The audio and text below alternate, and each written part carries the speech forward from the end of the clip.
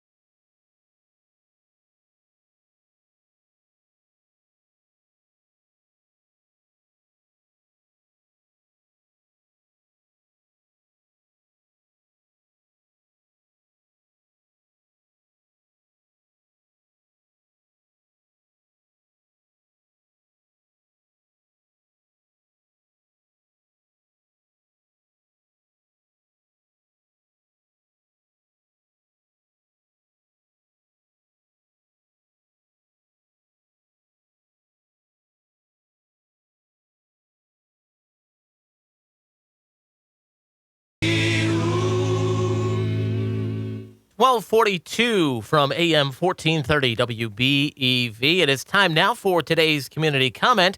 Here's your host, Craig Warmbold. Well, thank you very much, and good afternoon. Welcome to Community Comment. Our guest on Community Comment today is the mayor of the city of Beaver Dam, Becky Gluin. Thank you very much for joining me today. Yeah, thanks for having me, Craig. Want to also welcome all of our listeners who are joining us on AM 1430 WBEV, and those of you that are on dailydodge.com. You could be streaming the audio right now on dailydodge.com, or you can go to the video tab as we are video streaming today's community comment program with the mayor of Beaver Dam. Again, that is dailydodge.com. Under the video tab. It'll pop right up and you'll be able to see today's show. The phone number is 920-885-4446. If you've got a question for the mayor, 920-885-4446. And you know, while we're talking about dailydodge.com, I did just have an opportunity to post a video to dailydodge.com of the most recent city council meeting. And it took a while to get off my phone. It was technological. I should have had it up a week and a half ago. Yeah. But it was a proclamation that I believe it was a proclamation that you gave to the Beaver Dam girls high school basketball team. Yeah, right. Yeah, that was really fun. The girls, the whole team came in, and we were able to share the proclamation with them and just honor them for all their time and efforts and how proud we were of them, and certainly know all of the commitment that they make to the sport, but also every single one of them is outstanding as far as in school and in the community. So we really wanted to appreciate them for that. And then you put them on the spot and asked them if they wanted to talk. Yeah. And they did. You know, they stepped right up. Afton Bartle stepped right up to the microphone, and she delivered a great couple words for everybody in attendance that night. And just a great group of kids we got coming out of Beaver Dam. Yeah, we absolutely do. And we need to highlight more of those fantastic kids out of the schools because we have so many of them. Yeah, it was a nice night. Yeah. And you know, speaking of positive things that have been going on in Beaver Dam, there's been a few bad situations that have happened here in recent months. But speaking of some of the positive things, we had Wade Fletcher with Nation of Patriots on Community Comment last week, Thursday. Oh, fantastic! You know, we had already heard that Beaver Dam was going to be the site for the beginning and the ending of the Nation of Patriots tour again this year. That's a 48. I almost said county, 48 state tour that takes one American flag, raising money for veterans. It had ended here in the past. But it usually started in Madison, and so you know, Wade was able to reinforce that story for us and really kind of break it down and say that Beaver Dam is now the official home for the nation of patriots. That's great news. That is amazing news. When I was first presented this, even last year, just hearing about it for the first time, and understanding really what it was, I'd kind of heard about the Patriot Tour, but didn't really know much about it. But right from the get-go, I was like, this is something big. We need to really highlight this. This is huge coming from our community, and covering the whole United States and the mission that they have. And so it's been really exciting to see their group really grow and make plans for the future. I just see this continuing to grow. It's starting here this year, and ending here. But I think that we'll continue, hopefully with the community's support and outside of our community, we'll continue to promote it further. And I think we'll continue to see this grow. I'm very excited about it. He specifically referenced the cooperation of city officials in the decision-making to make Beaver Dam the official home. Yeah. And in outlining what the opening ceremonies are going to entail, and where they're going to be, this is no small task. This Yeah. is going to require the coordination of a lot of different city departments, Yeah. a lot of officials on that May morning, and I imagine then in September when they return. That's also, it was out of the fairgrounds in previous years. There's talk that may also be happening in the city of Beaver Dam. Right. Yeah. I think they've officially made that decision to come back to Swan. Okay, they and did. have All right. and have that ceremony there. So I'm very thankful for that. I think that is exactly the proximity, first of all, to start out in the downtown, but then also Swan Park's proximity to the downtown. And I think that is just overall a great thing for our community to have individuals that can be more connected to it as part of the community and get to easily and just be a part of. So yeah, I'm very excited that they would bring it back and do that. And all departments have been very helpful in getting on board and making sure that that goes off smoothly. So logistically, it sounds like there's a lot of work. We're talking about, what is it, the 200 block of Front Street being closed down that morning? Right. Mm-hmm. And utilizing the green space between the theater and Stormy's. Right. So the owner of the theater, he has been just fantastically supportive and just really helpful. I've met with him a number of times, and we've had some discussions. I think I may have mentioned before when I was here, he lives up in Marshall, and they've got a number of theaters, and in Marshall they're kind of looking at their downtown in the same regards, and going and looking at how they might rejuvenate that. And even the one time I met with him, I showed him and shared our videos that we had done up and talking about our outdoor spaces there, and he commended us and said, it's really cool. We really like your plan. And so we've had meetings since then, and so they're willing to work with us on allowing some of that green space there to be used for public space at times. So they're gonna, they still have ownership of that property, but we'll have an MOU with them, and so they've been just a great partner. It's great news to hear, and certainly, we're touching upon the downtown revitalization stuff now. It's a little further down the agenda, but we'll get to it, and again, we'll be happy to take your calls at 920-885-4446. But maybe first things first, because since we talked last, there has been a new set of council members sworn in. There's been an election since we sat down and talked last. One change on the Common Council, and also the official installation of another alderperson by the will of the people, elected as opposed to being appointed, Karen Nelson. But also Therese Henriksen now is being a new face, and a little bit of some changes in the committee structure.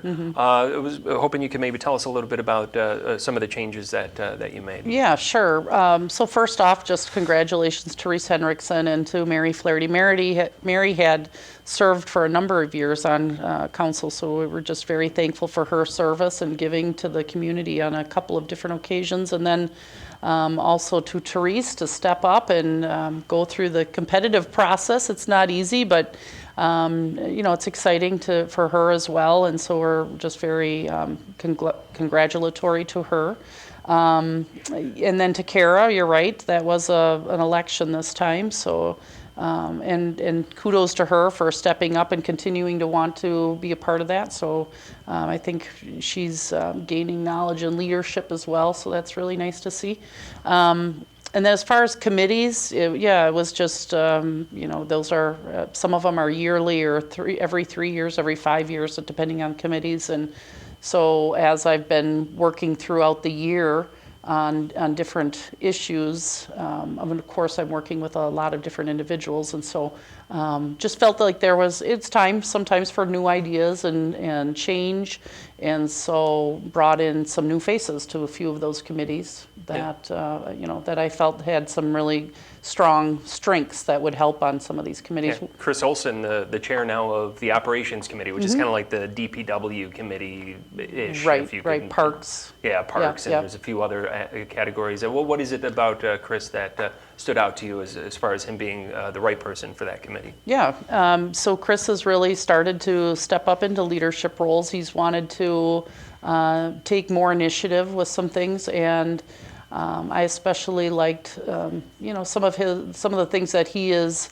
passionate about are certainly some of the same things that I'm passionate about. How active our community is, what the park system is, and looking at that. So I think he's shown some real leadership qualities in some of the things that he's stepped up on over the past year. So really saw that this would be an opportunity for him and to continue to grow that for him. I think we should be looking at growing our leaders, and so I think he's ready for that.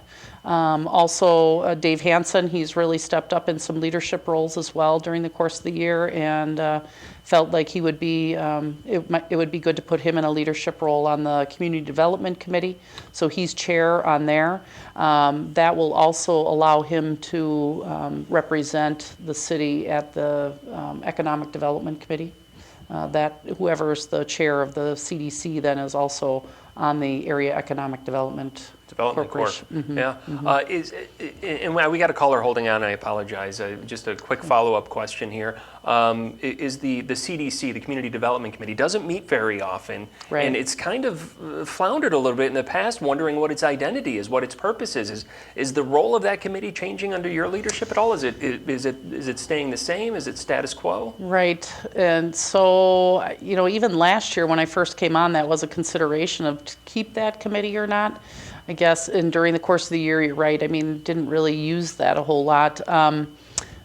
So at the last meeting, then we decided to use that group to run the downtown revitalization funds through to make sure that there's oversight, and that was working with our council president Ballwig and talking with him, and I thought that was a really great suggestion. So we have been using it in that regards now. So I'm still not completely sure if that's the group that we need right there. I've had some other discussions with Watertown that has a redevelopment authority in place, and so we're just starting conversations right now on whether that would be a better route to take, in which I feel like it would be. So I'm starting conversations with other community members on how to maybe make that happen. 920-885-4446 is the phone number if you've got a question for Beaver Dam Mayor Becky Gluin. In fact, we've got a caller that has been waiting very patiently on the line. We want to say good afternoon. Welcome to Community Comment. Hi, you're on the air. Yeah, I got a question for you. I've been in the paper looking at this Skunk Island thing.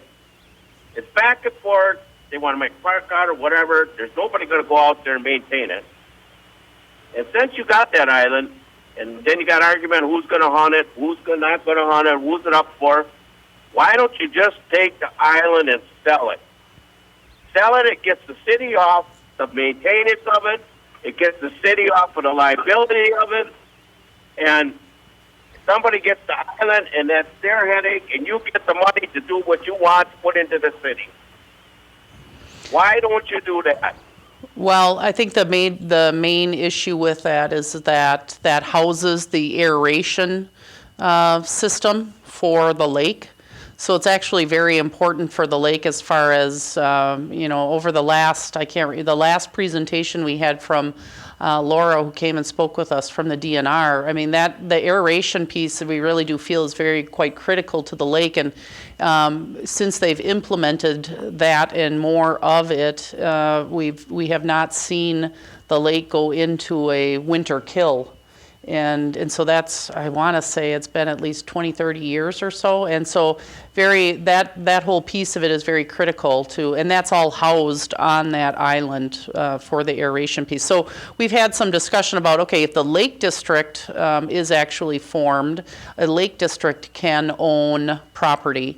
And so a Lake District would be a good collaborative partner then that would still have the interest of the lake in mind and would be able to take care of the aeration piece. But certainly, I don't think you'd sell it to a private individual because of that that essence of needing the aeration for the lake. Yeah. Thank you for that question. We do appreciate it. Again, 920-885-4446. That's been a very contentious issue with a lot of passion on both sides. Right. That committee, which is under your purview, recently went through a lot of changes. Give us your thought process, if you would, behind those changes. Yeah, well, sure. I mean, I think we went through, I think we've kind of hit on that before, too, where we've talked about, there were a lot of problems or issues that had kind of come up through the past 5-6 years or so, and both groups, the group that was the Lake Development Corporation at the time, and then a group of hunters that could no longer hunt the property. It was kind of, it was very contentious, and so had a lot of meetings during that time and trying to bring those two groups together to provide new leadership and moving forward how we could work together. And that was, that just wasn't going to happen. There just had been too many issues that had happened in the past that kind of didn't work. So, that's where I made a change to have a new leadership. Two individuals that were on the Development Corporation stayed. One is Bill Foley and the other is John Mosier, who is the chair now. So right now they're just going through a lot of learning processes and learning about the lake and everything having to do with the lake, and so a lot of research to find out first before they start making any decisions. Great. Breaking news alert here to my phone. National news issue, Bill Cosby found guilty. That just came in. And we're not going to be going to national news, so I want to let our listeners know that. 920-885-4446 is the phone number if you've got a question here for Beaver Dam Mayor Becky Gluin. I understand we have a caller hanging on the line. We'll say good afternoon. Welcome to Community Comment. Good afternoon. With regards to the council, there's a problem on the council, okay? I think that needs to be addressed before it becomes a legal issue. Right now, according to Robert's Rules of Order, if a person has any interest in something that's voted on, they should not vote. Currently, the Ninth Ward alderperson abstains from voting when there's payment of bills for a certain business downtown. But the same alderperson continues to vote on all issues in the downtown area, including expenditures that could have been over $1 million. This practice is ethically wrong and quite possibly could be legally wrong. Why isn't it being addressed? And just to clarify, why is it's ethically wrong? We're talking about Alderwoman Lisa Davidson here, who does abstain from votes that involve Interquest, which is her husband's company. And Interquest is located in the downtown? Right. And so that's the connection that you're drawing? You betcha. And if you read Robert's Rules of Order, if there's anything that can be questionable, you should abstain from voting. If you abstain from voting for bills for that business, how can you vote on all the other things? And the line of reasoning is that the money would create a beautification, and that beautification would then enhance the business somehow? Yes, exactly. Well, I guess that's conflict of interest. I don't know what the city attorney says, but I'll bet you if you go to the state level, they would throw a question at that. Well, I guess it is the individuals, they have to look at those things themselves. We have had discussion about that, and I guess you would be looking at other individuals as well. I mean, that are involved in other areas of the downtown, and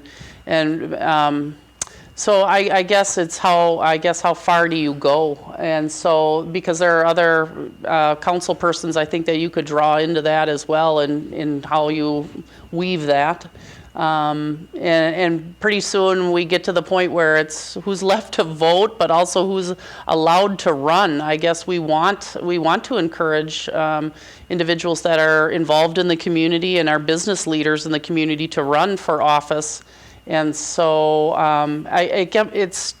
it becomes at what point, I guess. And so, I guess that's a little bit further removed than I think that the real straight line connection would be than some things. But Yeah, that's a very interesting question, caller. But Lisa Davidson wouldn't be the only alderperson, I would think, that would have a potential, what could be maybe construed by some as a indirect benefit to some of those votes. But very interesting question. Thank you very much for that call. 920-885-4446. I think we're getting close to the top of the hour. Yes, we are. So we better take a break here. We'll remind our listeners that phone number again, 920-885-4446. Happy to take your questions with Beaver Dam Mayor Becky Gluin after the break.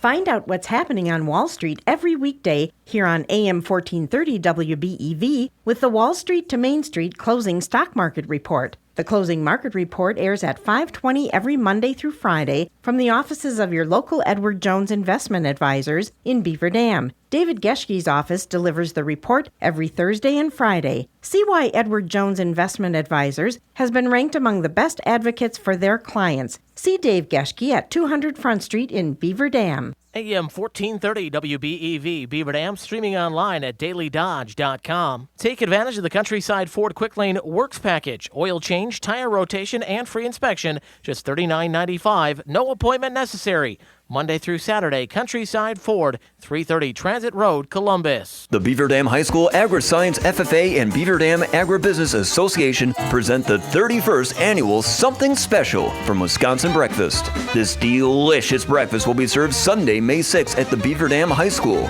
and will feature pancakes, scrambled eggs and ham, cheese, sausage, ice cream, sundaes, milk, juice, and coffee.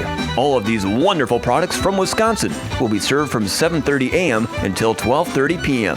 Tickets at the door are $7 for adults, kids 5 to 11 are $3, and 4 and under are free. Save 50 cents on adult tickets by purchasing in advance. They're available right now from Agri-Science FFA members, Beaver Dam Agribusiness Association members, Reed Check's Food Pride, and Beaver Dam Piggly Wiggly. Don't miss the Something Special from Wisconsin Breakfast at the Beaver Dam High School on Sunday, May 6th from 7:30 a.m. until 12:30 p.m. All proceeds are awarded as scholarships to area youth.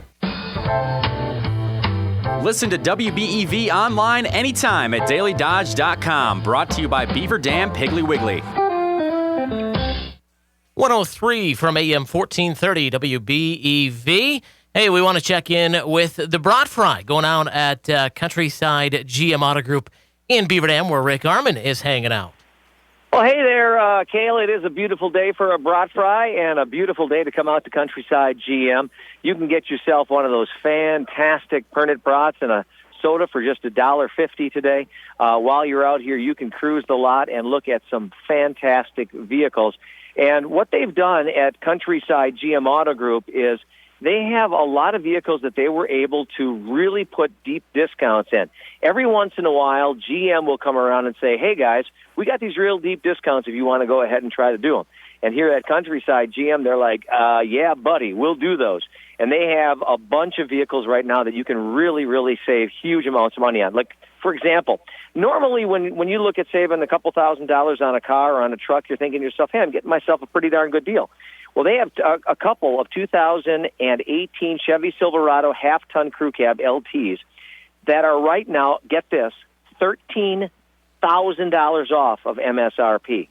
That's $13,000 off of what they normally would sell. You can also save on a new 2018 GMC Sierra half-ton. They got a couple of those on the lot. They're $11,000 off of MSRP. Maybe you want to check out the 2018 GMC Terrain. Beautiful crossover vehicle. Very stylish, very futuristic. Right now, they've got a couple of those on the lot. In fact, several of them, $6,000 off of MSRP.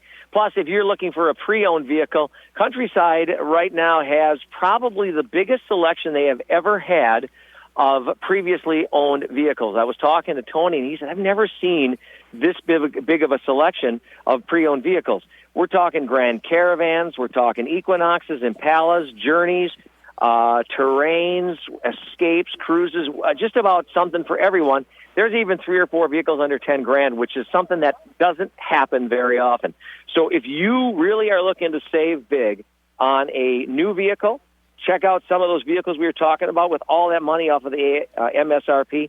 And if you're looking to find maybe the best selection you've seen forever on a previously owned vehicle, then you'll want to come out here to Countryside GM Auto Group. North side of Beaver Dam, sale goes until the 30th. Our brat fry wraps up at 2 o'clock today. A Pernod brat and a soda for $1.50 at Countryside GM on the north side of Beaver Dam, where we're broadcasting live on 1430 WBEV. The core values of Columbus Community Hospital: effective communication, a positive, honest attitude, respect, empathy, and compassion for others. Columbus Community Hospital, building a caring relationship one patient at a time.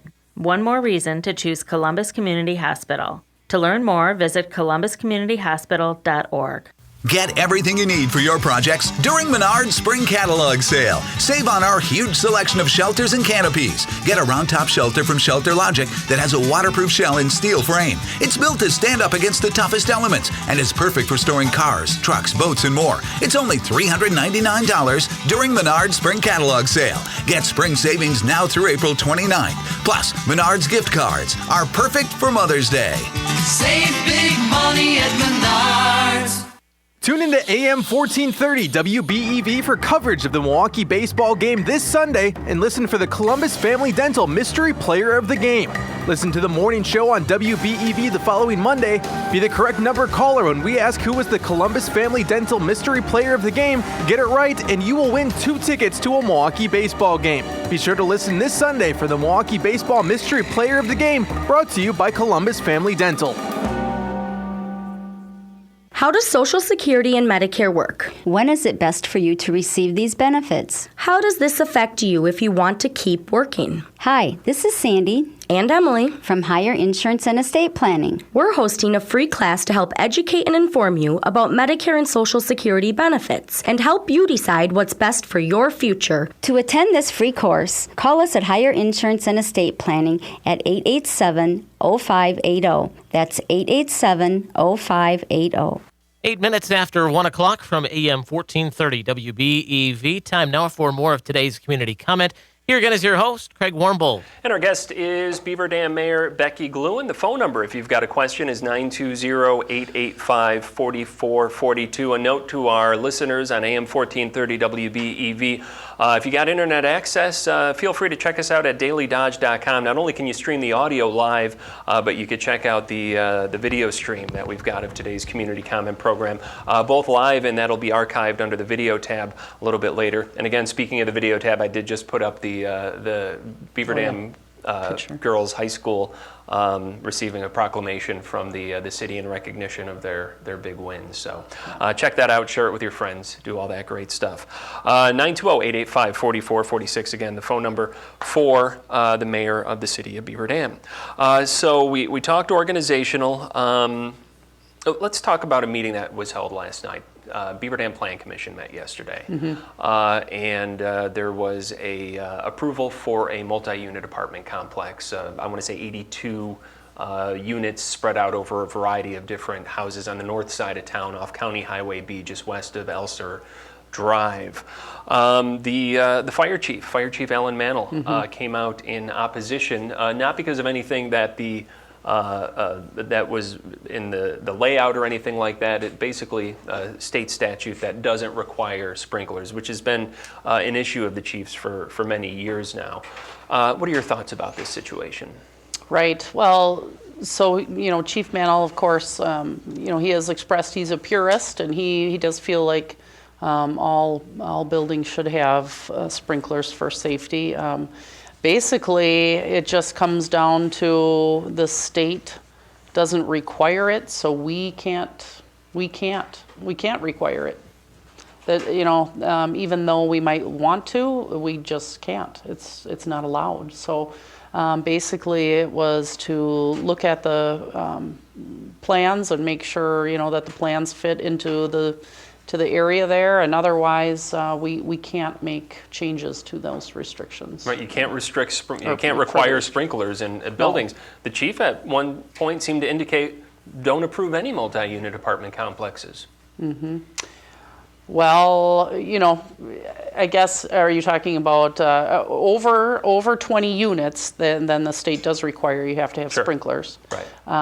But so he was saying up to 20, you mean? Well, I'm sorry, right, between the 3 and the 20 or 19 technically, I guess, at that point. I mean, that's an extreme position maybe for a city to take. That would stifle growth, I would think. Right. And so that's the issue, because the state has allowed that to happen. If we don't allow that here at all, then we lose all potential business to our community. And so as far as dealing with that, and so there, of course, that's, if we said no to it, they're going to go to another community to build, and I guess we would lose out. And where we do have a need for for the, housing like this, I guess, which it appeals to individuals that are not looking for yard work anymore, that want everything on one level, and so I think that there's a definite need there for that. So it would hurt us in that regards as well. But certainly, we can't make them have sprinklers. Yeah. And it is unfortunate that this happens at a time when we've seen since we've sat down last, we've seen another multi-unit apartment complex burned to the ground. Obviously, this one, the first one was intentional, but there was an explosion there. That was a fatal explosion at Village Glen 2 months ago, and then, of course, the Executive Apartments a month ago. Terrible situation. Terrible situation, and then it's just really also raw right now, so it makes it even hurt worse. And so I understand completely the thought behind it, and that we want everyone to be safe. But there's only so much that we can do as well, depending on what state law is in front of us. So, but that it's just very unfortunate what we've had to experience here, and especially with the loss of life. So certainly nobody wants that to happen. You oftentimes you may see a municipal entity, a city council, village board, write a letter to state legislators, maybe pass a resolution in support of some. Do you see something like that coming out of this situation? It hasn't been discussed yet, but certainly it could. The individuals could speak about that. I know that the Fire Chiefs Association has been very vocal about talking to the governor about that, and I know that they and Chief Mantle had sent a letter as well. So it's not something that anybody has discussed on council yet, but certainly could. How do you feel about it? Do you think they should be required statewide? I would have to take. I think that what they're looking at is it depends on the type of housing for me, I guess, and you do have to look at.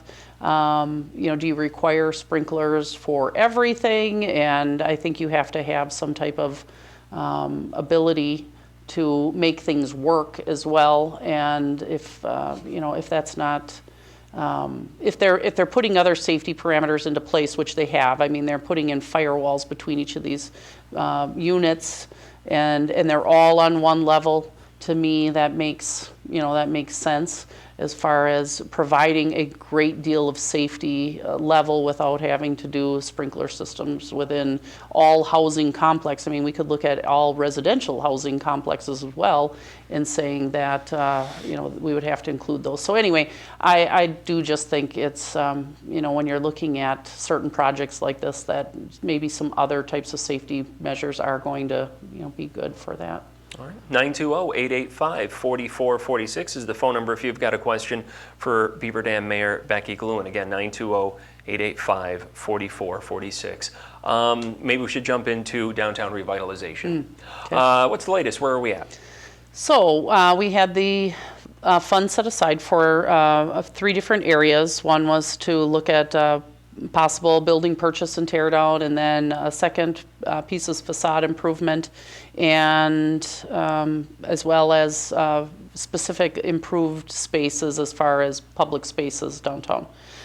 So public spaces, we've moved into putting out an RFP for trees along Main Street, as well as the alleyway reconfigured and having new pavers put in there and having that kind of, and lighting so that it's more inviting.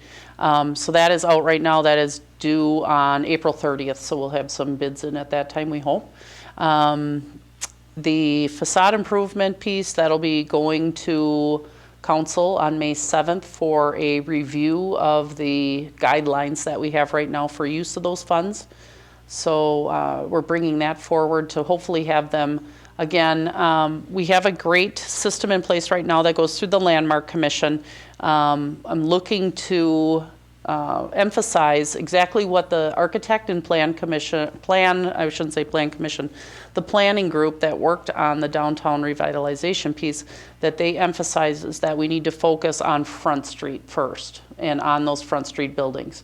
So the facade improvement program will be, hopefully council will agree to change that for the time being so that we can focus just on the main street right there.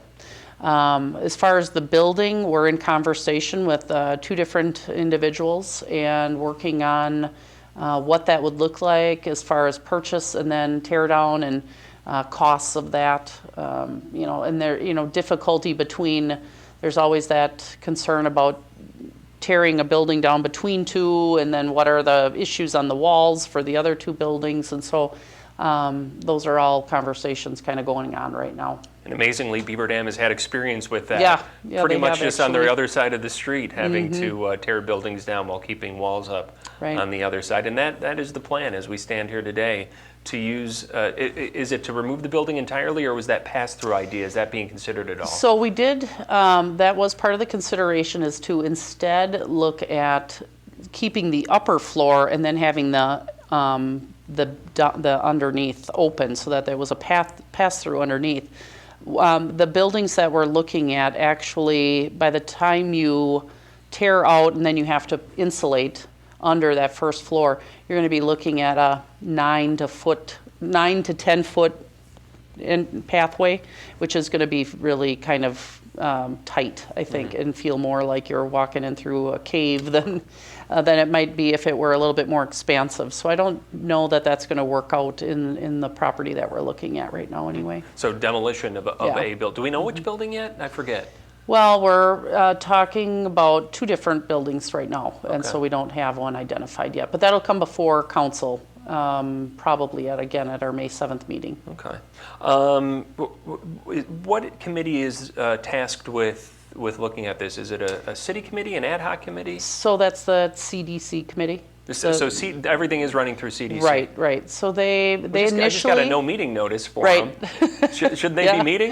Well, they did the initial, talked about initially. Now it'll go to council, and yes, they will see it again as it comes back. Yeah. All right. Very good. So everything is. Didn't you have like kind of more of a kind of an ad hoc plan committee before everything was approved? That was the plan committee that worked with our architect. The plan committee. Yeah. And that kind of ends when I imagine the funding gets approved and everything. Then Right. Well, and they might be brought back together to say, okay, this is where we are in phase 1. What again, they made priorities for year 1. We're not realizing probably all of year 1 because of the funding. But so if we can move forward on some of those things, we can bring that group back together again to say, okay, we want to make sure that we're staying on prioritizing what the plan was. So they might come back again. What do you mean by that? We can't realize the funding for year 1. Well, we didn't realize all of the funding that we were requesting to make everything happen in year 1.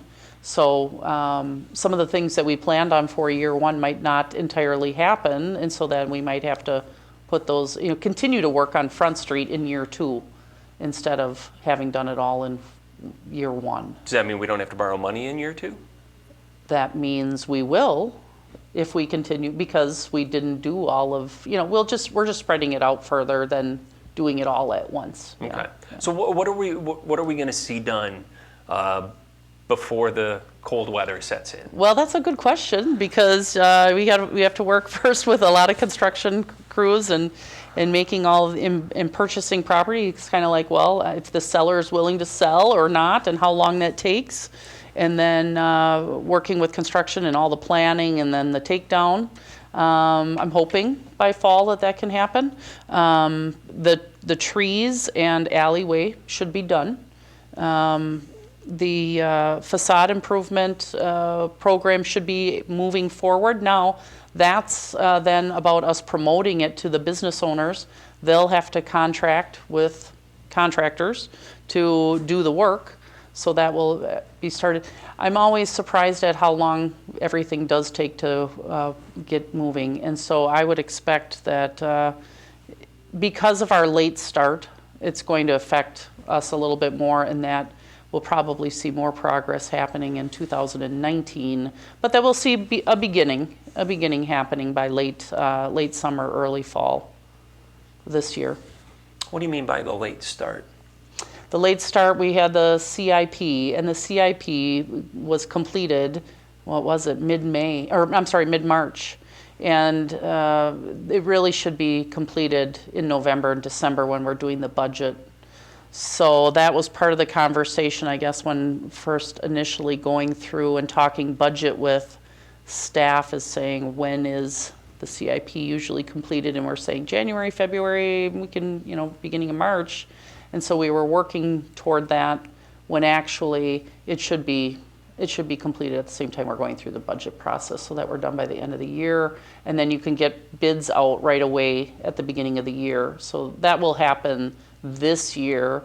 So that's part of the issues, that we got such a late start, and now the CIP for 2019 will be here before we know it, right, in the fall, and we'll have to be planning for 2019. But we'll have that in place at the end of 2018, so that 2019 we can get the RFP stuff out right away, so that we can start early spring, rather than what we're looking at now is late summer, fall to do some projects. Yeah, but it's not necessarily the CIP. That's a 5-year document. Those items were identified in there. It's more the borrowing component that needs to get cleared up, and whether or not that borrowing is going to go forward. So is the timeline on that going to change? So the borrowing, the borrowing needs to happen, that discussion and plan. We have a 5-year plan in place, but that doesn't mean anything if you don't have the funds behind it. So that's the process, is what I'm talking about, is that process needs to be finished for the approval, for the approval of the funds right at the end of the year. So we're going to see another vote on borrowing in a few months. Correct. All right. I would say fall. So it's a little bit more than just a couple months, but yeah. And so I forgot, what did you get? You got 1.5? You asked for the CIP bar for your downtown revitalization stuff. For downtown revitalization was $580,000. And you asked for 1.5? 1.4. 1.4. And then year two, you had been asking for about the same. No, I think it was... I apologize, I don't have the numbers in front of me. I don't either. I haven't looked at it now in a couple months. But my question is, are you adjusting then your request for year two borrowing based on what you've gotten, or more realistically based on what you know now can be done with the timeline that you've got? If that makes sense. Yeah. Are you adjusting it? Are you going to adjust what you want for phase absolutely. two? I think you have to sit down and look at all of those things all over again and plan now, okay, this is how far we've come. This is what we'd like to see. These are, things that have come up since that time. And so all of those things need to be reevaluated. Yeah, I would definitely say. There's a lot of discussion that has to happen, because in 2019, part of that process, or part of the plan is to, finally retire Swan City Park, or the swimming wading pool. Right. And so, that's a part of the discussion that we haven't even started to talk about. So, Right. Right. The splash pad, I The splash believe, pad. Part 1 was funded in an original CIP for this year, and that presumably got bumped out because of the downtown revitalization funding? Right. Well, again, it was not funded. It was on the CIP plan, but it was never funded. Right. I stand corrected. You're yes. exactly right. Okay. It had been on, it got pushed into future years, I should say. Yeah. Okay. Yep. Still on the 5-year CIP. Mm-hmm. You don't seem too hot about the splash pad. Well, I go back and forth kind of on this yet, and that's where I think we need to start. We will start having discussions about it. Yeah, if that is something that we should actually participate in or not, or have or not, and whether we, to what extent, and to how big it is, how small, whatever, and what it looks like. And then what's the future? What are the future needs of this community? So it'll be open this year. The wading not pool? the splash pad, the wading pool at yeah, Swan the wading Park. pool will be open this year. I shouldn't use pronouns, Yeah, I guess, yeah. when we're talking about so many different things. We're overdue for a break here. We're talking with Beaver Dam Mayor Becky Gluen. The phone number is 920-885-4446. We'll be happy to take your phone calls in our final segment coming up in just a few minutes. Wouldn't you love the chance to win bingo and be entered to win a chair and ottoman from McKinstry's Home Furnishings valued at $1,200? Pick up your bingo card at McKinstry's Home Furnishings at 131 Front Street in Beaver Dam from April 25th through May 4th. Then, once you have your bingo card, tune in to AM 1430 WBEV May 7th through June 30th every weekday between 9:30 a.m. and 11 a.m. for the bingo word of the day. Must be 18 years of age to play. One bingo card per person. Winner to be announced on July 5th. So, are you going to see Nana's Naughty Knickers? Does this Nana want her knickers seen? No, it's the new Beaver Dam Area Community Theater production. It's about an enterprising senior citizen lingerie boutique owner who's spending her golden years in a most unorthodox way. Oh, I think I will see Nana's Naughty Knickers. So where does Nana keep her naughty knickers? Oh, under. Underwear. Exactly. Exactly. What? Show dates are April 27th and the 28th, and May 3rd, 4th, and 5th at 7:30 p.m., and April 29th and May 6th at 2 p.m. Prices are $10, $15, and $17. When your little sweet law-breaking nanny is your roommate, you learn more than you ever could have guessed about what she's been up to in her golden years. Be sure to get your tickets today, online at bdact.org or at Recheck's Food Pride in Beaver Dam. Will Nana get arrested? Or even worse, evicted? Get your tickets today to find out. Hurry into Holman Chrysler Dodge Jeep Ram in Waupun and Holman Chrysler Dodge Jeep Ram of Ripon for Grand Slam savings during the spring sales event. A new 2018 Jeep Cherokee Latitude, sale price as low as $19,610. Or lease a new 2018 Ram 1500 Bighorn Crew Cab 4x4 for only $298 a month for 24 months, $19.99 due and no security deposit. For a steal of a deal, say! Come to Holman Chrysler Dodge Jeep Ram in Ripon and Waupun. Plus tax, title, and dealer service fee, subject to approved credit. Make you feel at home and Surefire. Be sure with Surefire. Hi, this is Brian Feller, service manager here at Surefire. A sure sign of spring is the great cleaning specials you'll find in your mailbox from Surefire. These are the lowest maintenance prices of the year for your cleaning and tuning of your HVAC equipment. We also have great deals on Wi-Fi thermostats and April air humidifiers. Give me a call today to get on the schedule before it gets hot. And if you're in the market for new equipment, then Tom Schwartz is your guy. Thanks, Brian. Now's a great time to upgrade your home comfort system to the quietest and most efficient system you can buy, Lennox. Act now and your rebates can total over $2,000 on select Lennox home comfort systems. Call Surefire today, your local Lennox premier dealer, online at surefireinc.com. Be sure with Surefire. 28 minutes after 1 o'clock from AM 1430 WBEV. It is time now for more of today's community comment. Here again is your host, Craig Warmbold. And our guest is Beaver Dam Mayor Becky Gluen. The phone number is 920-885-4446. 4446. I haven't given the wrong name since you were elected, so Not yet. and I don't plan on doing it again. 920-885-4446. Happy to take your questions here in this final segment with Beaver Dam Mayor Becky Gluin. We've been talking about downtown revitalization. We're going to continue that here as we wind down the program, but any topic is open for discussion or comment if you want to chime in. Well, downtown revitalization, let's talk about a business last night celebrating 160 years downtown. That was amazing. Yeah, so congratulations to McKinstry's and 160 years. 160 years. I mean, what was going on in the middle of the 1800s? I mean, they were making coffins. They were making coffins. That's right. What a difference, right? Yeah, no. So just really proud of them, and certainly they're just such a great, the people working there are great individuals, and so we congratulate them. And I think that was really a very great thing to celebrate. I hadn't thought about the fact that they started out making coffins, and we still have a coffin-making business, yes, albeit completely unrelated. Yeah.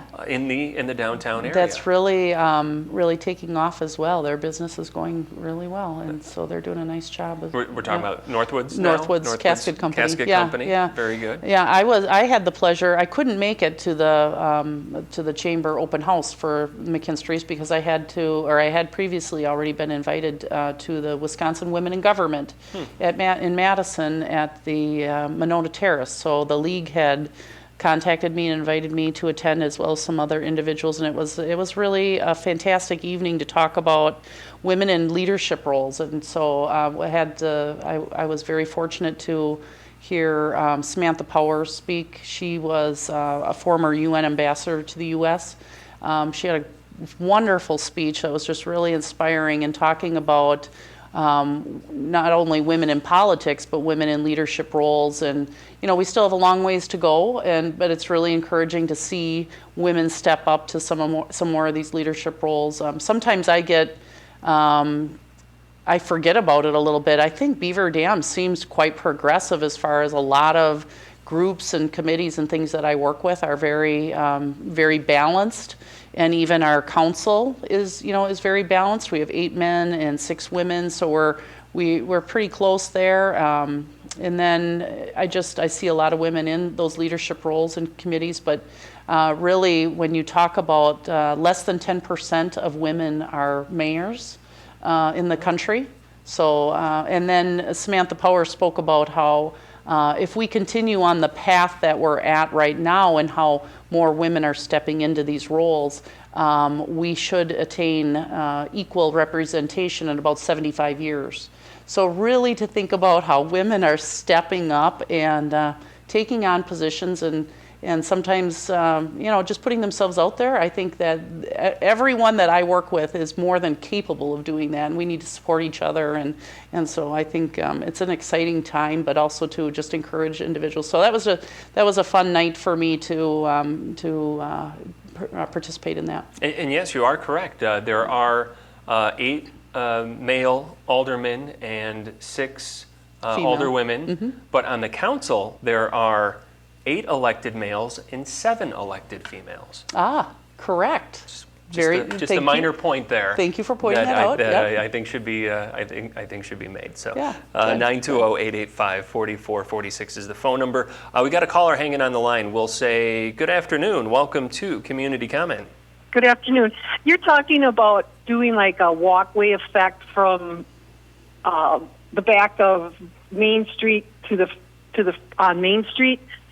Maybe you could do what Hartford has, where they go from their lower parking lot to the main street. It's a walk-through building instead of tearing down the building. And you were talking about keeping the upstairs there, but if you had a walk-through building that people could be shielded from weather if they're on the streets or winter, and it would probably be less construction costs with tearing down walls. Is that different than what we were talking about? It is. I've been there, and I did go look at that. I think the buildings that we're talking about would have significant repairs anyway. I did walk through Hartford's. It's very, very nice. Yeah. That is very, yeah. How it connects the two. Yes. Right. And it was, when I went there, it was cold, so it was nice to walk from that back parking and through there because it was warm. Right, and then it took you right to the main street to the main businesses right there. I said that's nice how they have that done. It is. It is. I think then they have sometimes some indoor farmer market in there too. Oh, okay. Okay. Yeah, I didn't know about that. Right. That's a consideration of course as well. Yeah, it could be an option. Okay. Yeah. Thank you. So now there are 3 different ideas that we're talking. There's one where you would tear the building down. There's one that I thought we were talking about before, which is where you kind of tear down the first floor and you leave the second floor. But she's talking about more of just kind of leaving the first floor and walking through it type of thing. Right. So I guess you'd have to go check it out in Hartford. I guess the one thing that I felt anyway when I was in Hartford, we kind of walked back and forth, and we didn't know where it was. And so from someone from out of town, you would never, for me anyway, that's my first initial experience. I didn't know, I had heard that they had this, and so I wanted to go and look and see what it was like because, we're looking at this and kind of considering what options we have. So I went there specifically to see what it was that they had for this walkthrough. Did you see it? Yeah, I walked through it. Okay, right. So I walked, but like I said, it's great for maybe people that live there. I guess, to me it was, if you're from out of town, I didn't know where it was. And there were a number of buildings that looked like it could be the location. And anyway, we did find it eventually, but I was specifically looking for it. I guess we want people to, personally, want people to be able to access, and know they go to the theater and they know that they can walk through and then walk across the street, walk across the bridge of the river, and then hopefully to other establishments that are over on the other side over to the Watermark or other businesses. So, I didn't. So what's your vision for this? Let's say you get rid of the building. Is it lights? Are there going to be archways? I remember seeing archways in some designs. Yeah, that was on that was the plan for the other side, which is smaller as far as that archway or kind of what they had figured out to put above the pathway there to make it inviting. I was in D.C. Earlier in the last part of 2017. Are we 18? Yeah. We're 18 now. Oh dear. Anyway, and that is exactly what they had. It was quite wide. They had a really nice outdoor seating area that accessed one of the buildings that someone had, like indoor restaurant type of, and then outdoor seating, and then had a pathway there. Had it all lit as far the strung lights over the top. It was very attractive. And you could outdoor trees or bushes in that area as well, and seating. And so that's just kind of the vision that I'm thinking of right now. And I'm not, the only piece is again, I think of the piece that I'm thinking of is the inviting piece, and like seeing that connection and knowing that you have that pathway all the way through the middle of the downtown like that. And like I said, I went to Hartford to go and see what an enclosed one would look like. It wasn't as appealing to me, just because I felt like, okay, it's not something real visual that you could find easy and people would know about it coming from another community. But certainly, I'm sure it has its positives as well. But they're doing some, food, doing farmers markets out of it and stuff too. Well, we brushed on the idea a little bit earlier about the facade grant program. Some of the dollars from the CIP borrowing that was approved is going to the facade grant program. We've seen that utilized already. Yes, for the murals, but also I think Ming's Chinese restaurant used a little. There's a number of businesses that have used that already. Stormy's, the corner where the barber shop is. Yeah. There's a lot of improvements that have already happened, and people have been able to take advantage of that to help. You alluded to the fact that there might be some changes going on with the program? So, right. Well, this is my hope anyway. Council will have to approve that. Sure. And so right now, those funds can be used for anything within the TIF district of that whole downtown. Primarily then out of the planning committee and the architectural planning committee was to say, focus on Front Street. That's what people see first when they come to the community. So we want Front Street looking its best. And so to identify now is what I will be asking council to do is to say, let's prioritize those funds for facade improvement just for the Front Street buildings on those two blocks. Tighten Tighten it up and that's just a priority for a year or two. Hopefully we see enough movement then on that, and then we look for further development along some of the other, the back sides or on some of those artery roads. And I'm glad you brought that up, because that was my next question. I sat in some of those Landmark Commission meetings, and they spent an hour talking about what was the front side versus the side versus the back, and what is going to be allowed under the facade and what's different. And it seems like there are a lot of back sides of buildings that are visible. Yeah. That really do need to be, and they maybe need to be addressed more than the front side of some buildings. Well, yeah. I mean, that's it's just looking at. I'm sure there is a lot of need. There's a lot of different areas that we can focus on, but that is the word right there, is focus. Mm-hmm. What are we going to focus on to make sure that we can see real change? And the planning committee made a particular statement in saying it needs to be on the front sides of these two blocks first. And so that's the plan, and so then that's where we stay focused, and that's where we'll make sure to follow. Do you still support the other components of the facade grant program? I believe it's 1/3 match. So I would like to see that increased. You would? I would. For this piece, I would like to see that. Right now it's 1/3. I'd like to see that increased to 1/2. Okay. And the maximum right now is 5,000. I'd like to see that increased to 10. I have seen that in other communities. I shared a lot of information before we ever went through this process, and shared a lot of communities and and it's all over the board, but there are a lot of communities that are doing things like that. And so I'd like to certainly incentivize and really make it happen. And so that's a hope that I have as far as that's going through council anyway. Final few minutes, if you got a question for Beaver Dam Mayor Becky Gluen, 920-885-4446. Are you getting feedback from downtown business owners that this might be utilized? If these changes are put in place, we might see more active participation? Oh, sure. I think there definitely are individuals that are ready to, they've been working on some things already, and they're ready to move into that next phase, I guess, what they're working on. So I think definitely we'd have people take that up.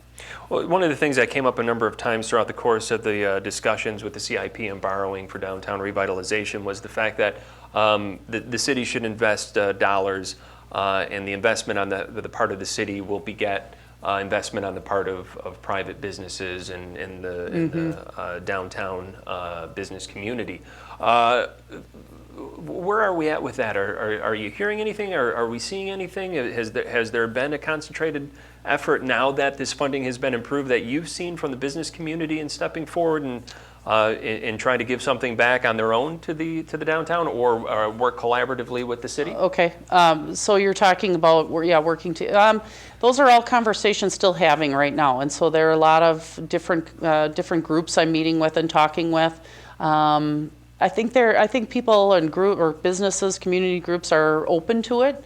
It's just, again, what I find, not necessarily government is slow, but, there's a lot of, when I'm talking to businesses and individuals on taking on financial commitment, there's a lot of discussion on their end that has to happen as well. So that doesn't always happen overnight, of course. And so I have multiple conversations with certain groups many times, and to talk about that, and then it's whether that happens or not. And so that just takes time, more time than I often want, but it's understandable as well. 920-885-4446 if you've got a question for Beaver Dam Mayor Becky Gluen. I understand we've got a caller hanging on the line. We'll say good afternoon. Welcome to Community Comment. Hello, Mayor Becky. Hello. Hello. I know that you're an interested person in beautifying Beaver Dam as much as we possibly can. Mm-hmm. And I do realize that the issue that I'm going to bring up is not in the city limits. It is attached to us by Madison Street, but it's in the town of Beaver Dam, I think. and it's the condition of those houses that are right there, right across from the Beaver Dam Vet Clinic. And even that house that is right next to the Beaver Dam Vet Clinic parking lot, they are just atrocious, and it's one of the first things you see when you come into Beaver Dam. And like I said, I realize that it's not the city limits, Yeah. but maybe you could put some into somebody's ear, a real bug about maybe the township could do something about that, because it is connected to our city, Yeah. and it is just terrible. I can't tell you how many people that come to visit me, and I always, because we live on the right up around on the lake there, Yeah. and when they come to visit, they go, "Oh my goodness, those trashy houses over there." And I go, "Yeah, but it's not the city, and it's not. They can't really do anything about it." And I Yeah. said, "But you know." And I know that you agree with me just by the tone of your voice. And I know that probably 90% of the people that are listening to the community comment today are going, "Oh yeah, I know exactly what." I think they knew what I was going to say before I even said it. Yeah, and I do agree with you 100%. And again, that's something I've been working on. I think probably, not immediately when I took office, but I bet you I've been working on that for 9 months. I have had conversations with the township, and they're aware of it. I believe that there's 4 abandoned homes there. They're aware of it. Abandoned homes. I did ask them to act on that. I attended one of their board meetings, their town board meetings. I asked them to act on that, and then again, okay, so I have to go and meet. And then I wait a couple months, and I didn't hear anything back. And when I contacted them back to say, "Did you make any decision on that? Do you have thoughts on moving ahead on that?" Because they did understand and they agreed. I guess their decision was based off of cost. And they're feeling that the city has a lot of properties to take care of as well.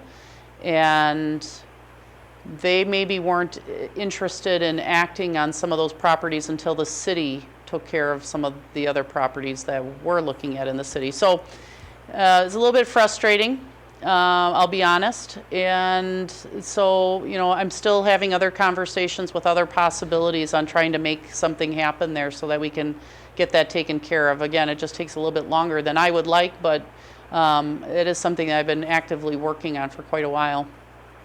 I appreciate that, and I know that the wheels don't always turn as fast as everybody wants them to. And several years back, I had complained about the place that's got the big fence that had all those unusable vehicles behind the fence, and the fence was all falling down. And they did get the guy to put up a better fence, but now that's falling down. Yeah. And but I realize that it's going to take some time, and I appreciate the fact that you're at least looking into it and working on it. Tell that township, though, that a lot of our properties that need attention are hidden. They're not so visible as those because that is like an entrance to the community. It is an entrance to the community. Yes, I agree. Yeah. I agree. And it's like, well, okay, this must not be a very nice community. Look at all this trash, Yeah. You know No, what I'm saying? I agree with you completely. I do think it is very important. I really do. And we'll continue to work on that. Yeah. Okay, thanks, Becky. Yeah, thank you. Thanks for calling in. Thanks for the call. And just because I've been doing this for so long, and I've seen this question or comment come up before here on Community Comment, I don't want to preempt any future calls, but the next call traditionally has been, okay, what about the grain elevator in the middle of town? And it's you talk about an eyesore. With all due respect to that property owner, that's right in the middle of town. It divides the north end and the south end, Right. and it is from an aesthetic point of view. not necessarily conducive to high property values. Well, and every property that you can think of that you're saying, well, that one and others that I won't mention, of course, I'm thinking about them as well. And I have been in contact with our city attorney as well as our inspection services. And we are, first of all, we're trying to think of everything that could be possible to work with and in helping with, fixing those up. But the other piece is if it's a business owner and they have taken care of all of the safety type of issues that have happened, you can't force someone out of their business and you can't force them out of their property. So the granary in particular, they went through a huge process on that in the past. So then the owner fixed up everything that the owner needed to fix up in order for it to pass inspection.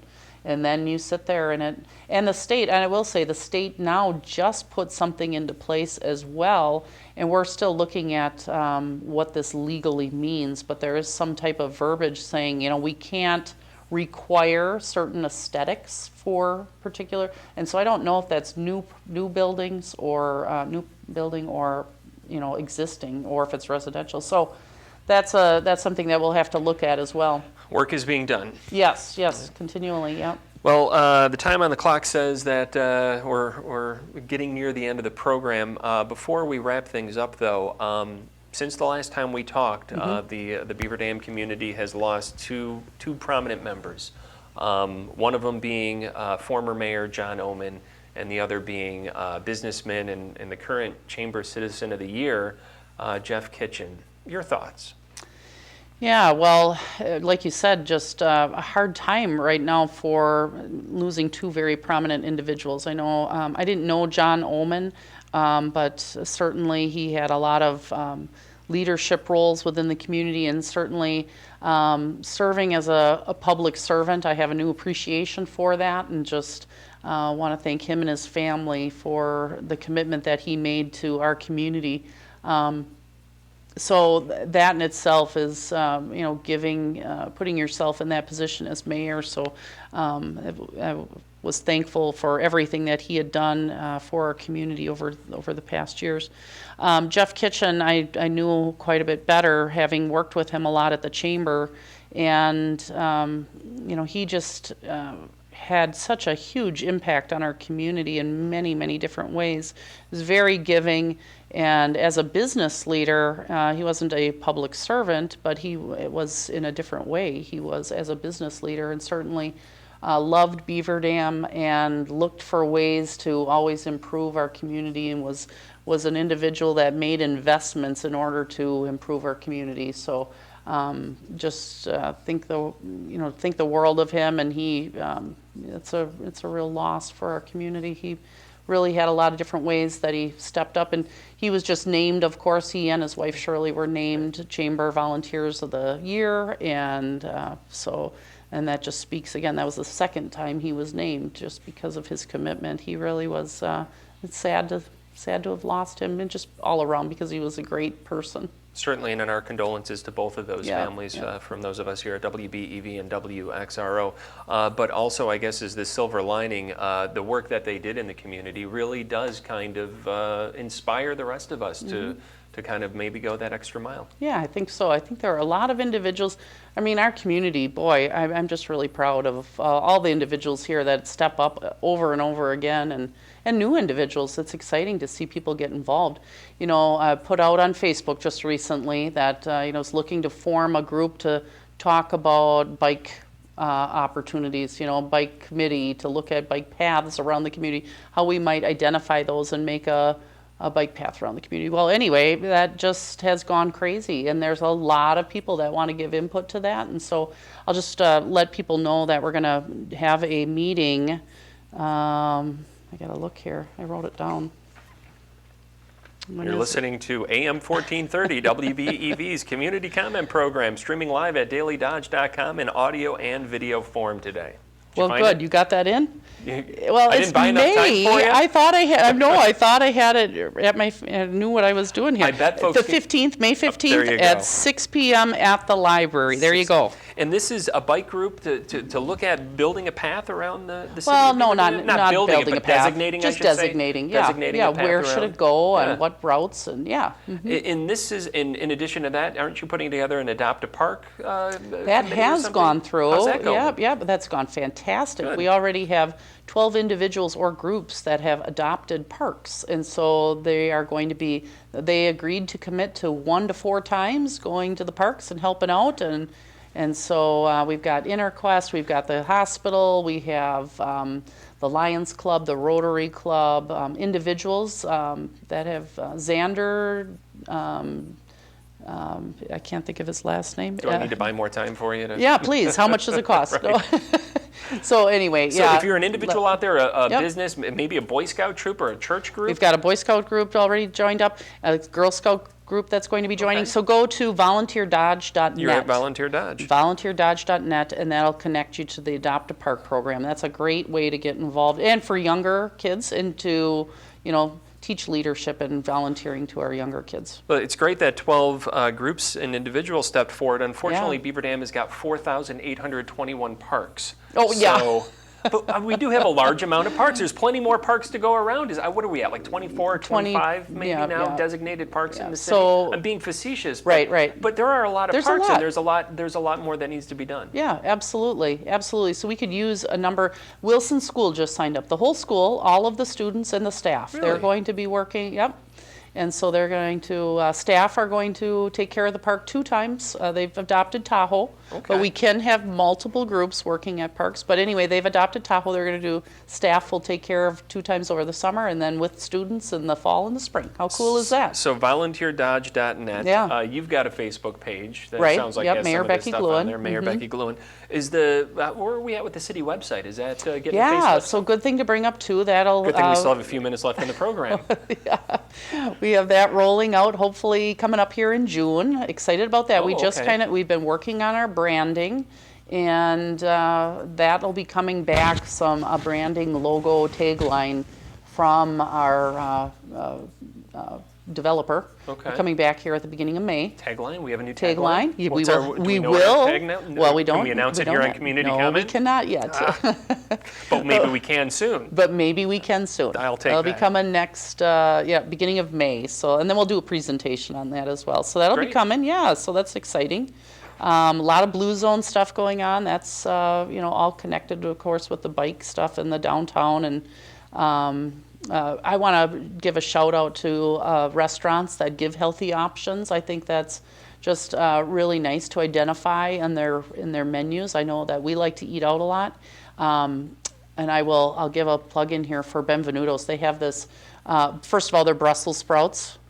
I love their Brussels sprouts. You got to try them if you haven't. And the other thing that they have is a butternut curry bowl, and I had it with shrimp. It's fantastic. All healthy, good stuff, so you don't feel guilty eating it even. And so I like to at least have options that I can either have the French fries or not. Was that the butternut pistachio curry bowl? Yes, right. My wife had it. I Did had she a like bite of it? It was very good. Oh, yeah. It was very good. Yeah, it was very good. Positive things are happening around Positive the community. things, a lot of really good things. Yeah, you bet. That's great. So we'll be looking forward to that update. I know we have you in at some point toward the end of May. I don't know if we've finalized our schedules yet, right. but we'll get you in here. We've got to talk about, how much more time do we have? We have river got kayaking. 2.5 minutes. Talk River all you want about kayaking. river kayaking. So we're going to try, we have an interested group in doing release water times on either Saturdays or Sundays and figuring, so we're just going to do this as a trial period this summer, starting with our first date May 5th, where we're going to have a group that'll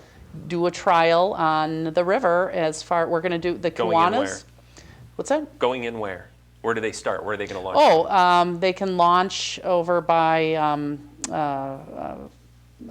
across from Ming's? Across or? from the Annabelles down in there. Okay. Yeah. So it will be like right there on the river. Yeah. Okay. Yeah. Yeah. All right. And I didn't mean so- to interrupt you. You were saying. Yeah. So anyway, we're going to give a trial Kiwanis. on May 5th. Okay. And then when we have the Great Beaver Paddle Fest. July. Yep. Sure. That's June, right? June. Yeah, June. I'm sorry, Bill Yep. Bedke. I apologize. Yeah, come on, give that. He'll be on May 22nd, though, in community comment. to Right, talk we can about it. talk about it. So then we'll really promote our first all out in promoting that. And so this individual and a couple of friends, Joe Schrader, he has approached the city, and we've been working with him for about a year.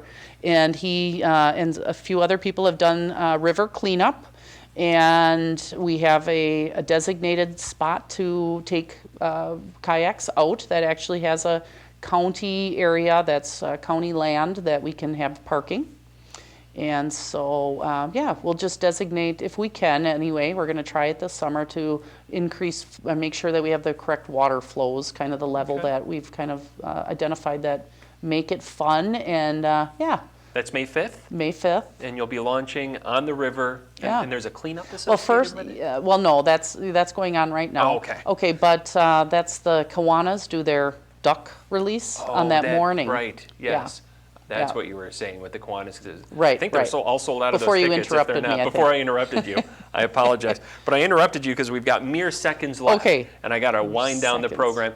It's been great sitting down with you today. too. We'll look forward to that next conversation. We'll get it on the calendar soon. Thank you, Craig. Beaver Dam Mayor Becky Gluen, that's going to do it for today's community comment. AM 1430 WBEV Beaver Dam, streaming online at dailydodge.com. Take advantage of the Countryside Ford Quick Lane Works Package, oil change, tire